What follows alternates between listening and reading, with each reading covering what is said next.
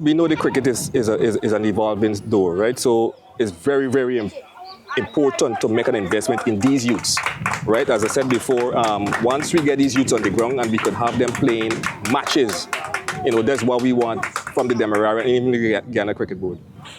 At this level, is it just about numbers? I know over the weekend you really had some good performances. I see young Dowling would have gotten a half century among others. But what do you look for as a part of a coaching management setup at this level?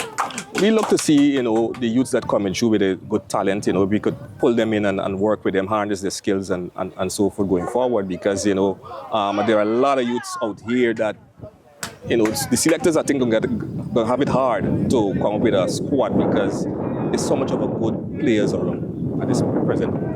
Yeah, and obviously for these youngsters, the inter-county is going to be a good step up for them. This is something new for some of them. What are some of the long-term initiatives? Is there going to be probably a series where you're going to get some overseas teams to come together and challenge them or they go away? Is that something on the agenda as well? Well, actually, I think it's 2 years back when the Guyana Cricket Board started the bilateral series with Trinidad, and that's something that they're trying to bring into the CWI level.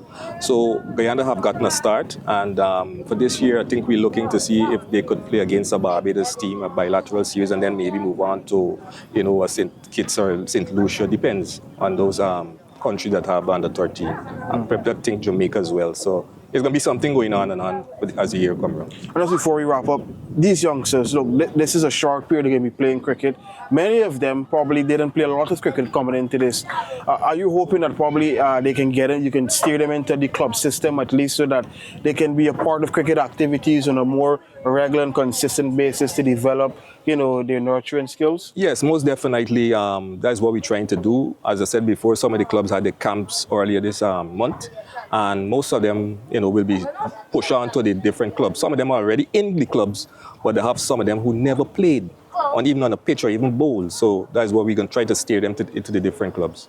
Yeah, you would have heard it there from Shaun Massiah. It is the end of a 3-day series in terms of the Demerara Cricket Board selecting their under-13 squad for the upcoming inter-county under-13 competition.